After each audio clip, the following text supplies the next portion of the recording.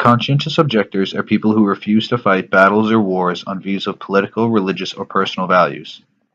Conscientious objectors in history date as far back as the Revolutionary and Civil War of America. It is during these times of war and distress that they have had an unknown struggle in receiving fair treatment and respect. The treatment conscientious objectors received in World War I would later be called a basic infringement of human rights by some, and was harsh, unfair, and in some instances inhumane. Objectors were harassed, beaten, jailed, and sometimes even killed without much public knowledge. Propaganda targeted and attacked objectors for being cowardly and having the inability to fight for a cause that others saw as a civic duty. However, the time frame between the start of World War I and the end of World War II saw a change in the treatment of conscientious objectors. As World War II began to take shape, Congress formed new laws allowing conscientious objectors two choices when drafted into war. They could go into the military and serve as a non-combatant soldier, or they could elect to do alternative service at civil service camps that would be directly aiding troops with food and supplies. This compromise was a success, as it resulted in conscientious objectors helping the military in ways that coincided with their moral or religious obligations.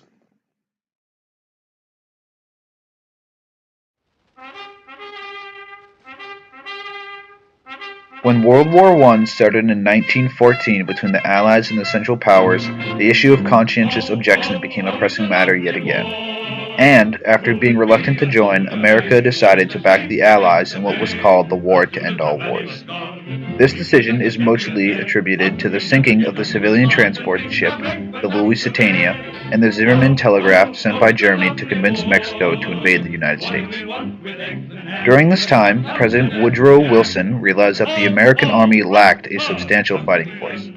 So, on March 18, 1917, the Selective Service Act was passed, which required all men ages 21 through 30 to register for the Army. Although this successfully allowed for the U.S. to raise more troops for the war, there were thousands of young men who did not want to fight in the war for religious or personal or political reasons. These men, known as conscientious objectors, held personal beliefs that were considered cowardly by the public. Conscientious objectors were not a united group of people, and most held different personal views on the war. Some conscientious objectors were abolitionists, who had no interest in serving the country as they did not believe in war of any form. Others were objecting for religious reasons, as their religions promoted nothing but peace. Some even objected for political reasons, fighting without weapons for an end to harsh and unfair political rule. These men, who were ignored and overlooked by the Selective Service Act, were forced to join the Army, else they faced being called a traitor to the country and be court-martialed. After being enlisted, a CO would then have to file for CO status. This process could take months, and during this time, the individual filing for CO status would be hazed and bullied in hopes of renouncing their views. If an individual was registered as a conscientious objector, his only choice was a non-combatant role on the front lines of warfare, no matter their reasons for objecting in the first place.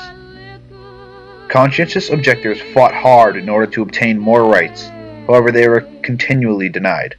Court cases attempted to broaden the justification of conscientious objection beyond solely religious grounds to social, political, and intellectual grounds in World War II.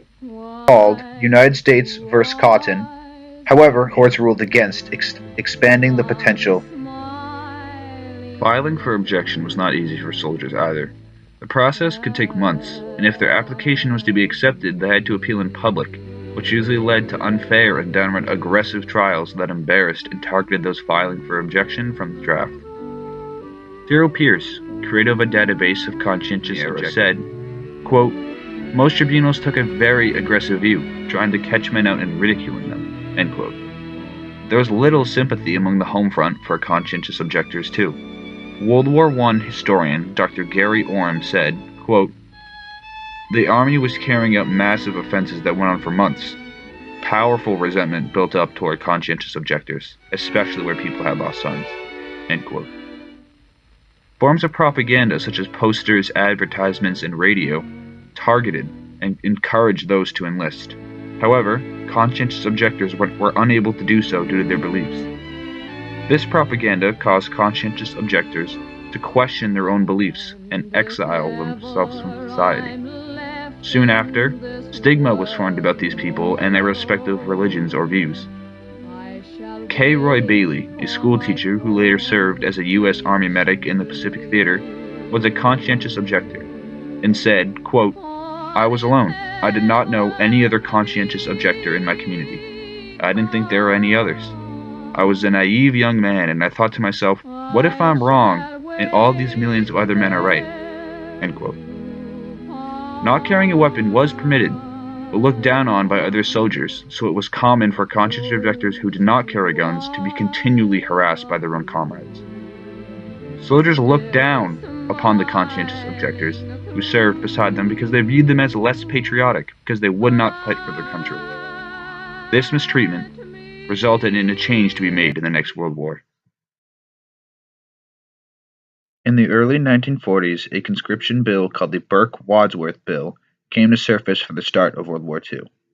At first glance, the bill posed many problems for conscientious objectors, as the outline and provisions provided for conscientious objectors was extremely similar to World War I. After seeing the potential for a bill to completely disregard the perspective of a conscientious objector for a second time, peace churches openly challenged the bill and Congress itself during debates on the structure of the bill in the summer of 1940.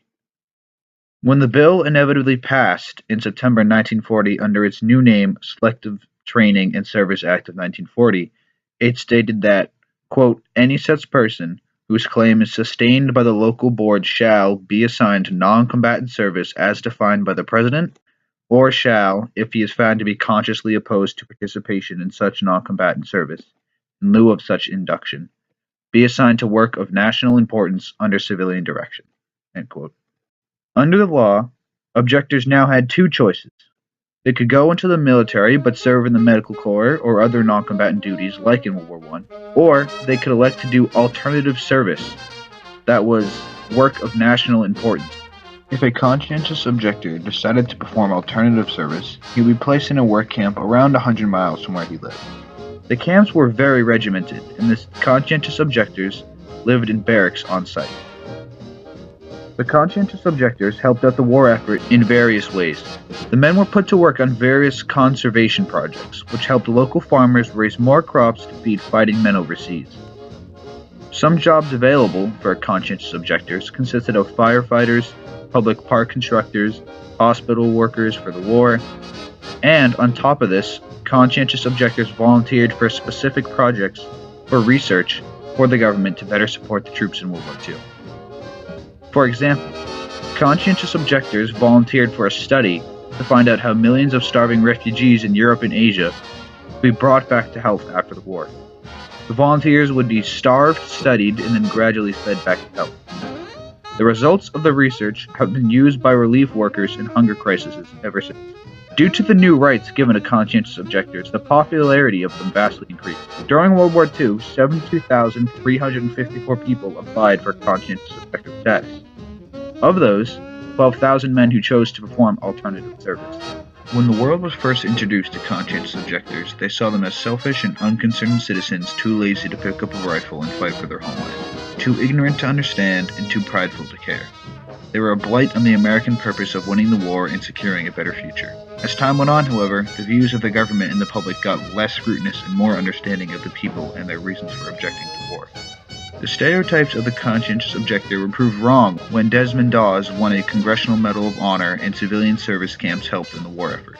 Overall, the efforts of conscientious objectors in America and World War II proved to be more than anyone had thought 20 years previously, and that not every conscientious objector was the cowardly, frail, and fake person people thought them to be.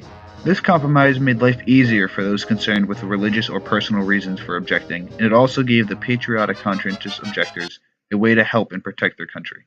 The impact of the conscientious objector experience lasted much longer than the war too. The work camps enabled men to make friendships across ethnic and denominational lines, building trust and reducing barriers. They even gained new skills.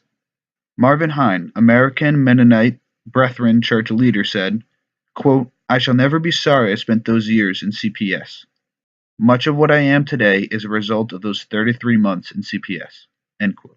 After World War II, conscientious objectors continued a life of service to others as teachers, doctors, nurses, and pastors.